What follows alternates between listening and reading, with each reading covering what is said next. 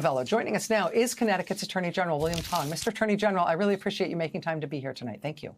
Thanks, Rachel. Let me ask if I've got any of this the wrong way around, or if I've explained this in a way that basically hits the high points. Yeah, as the state's Attorney General, as Connecticut's Attorney General, I don't think we should be doing business with an airline that operates ICE Air. I mean, we've received reports, there's public reporting that there are detainees, many of them nonviolent, who are shackled on these flights, including children, sick children, according to some reports, with no plan for how to evacuate these detainees and shackled people, including children, if there's a problem with the plane or they have to get off the plane. And I've sent a letter to the CEO of Avelo Air asking him basic questions about what they're doing and whether this is true, and he's essentially given us the finger. I understand that Avelo has received pretty important material support from the taxpayers of the state of Connecticut when they expanded from their hub in New Haven to a second Connecticut airport to Bradley near Hartford. They got a big fuel tax moratorium from the state, which is quite a lot of money.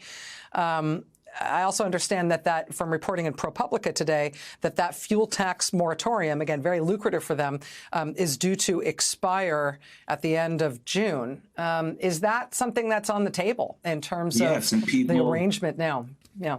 People in the legislature and people across Connecticut are outraged, and they don't want to see that fuel tax renewed. They don't want to see a tax break for a company, again, that's running ICE Air and may be a party to illegal deportations of people, potentially now American citizens, right? We're talking about a 2-year-old, a 4-year-old with cancer, American citizens who have been deported.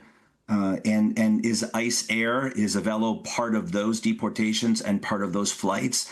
Look, I can't stop a company from operating a lawful business, but the state of Connecticut doesn't have to be their partner.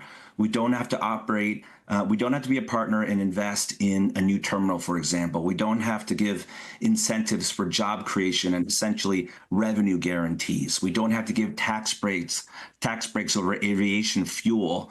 We don't have to be their partner. We don't have to be in bed with a company that's hurting people and making money off of other people's misery.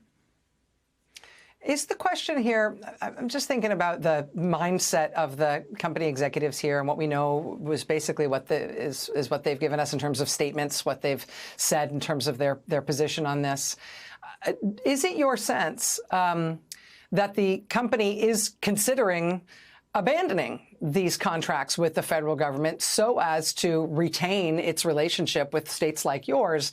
Or is it your sense that they're choosing the Trump administration and they'll be willing to basically give up the kinds of important relationships that they've had and lucrative arrangements that they've had that have allowed them to be a consumer airline of the size that they are?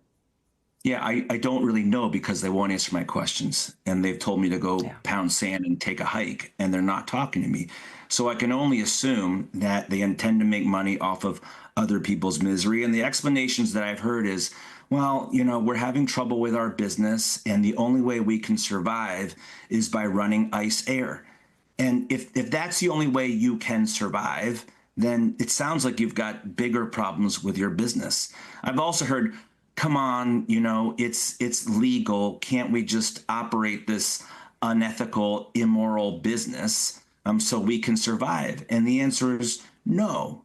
We don't have to be a partner to you in doing that. And to the extent it violates the law, and by the way, we have a standing Supreme Court order that you have to provide due process to people before they are deported. You know, you're potentially putting your flight attendants and pilots at risk of joining you, the airline, in violating the law. And if you're asking, can't we just violate the law to survive? The answer is no. Connecticut's Attorney General William Tong. Sir, thank you very much for your time tonight, and keep us apprised on this. This is an interesting, developing story. We've been monitoring these protests. We'd love to stay in touch with you about this. Thank you, Rachel.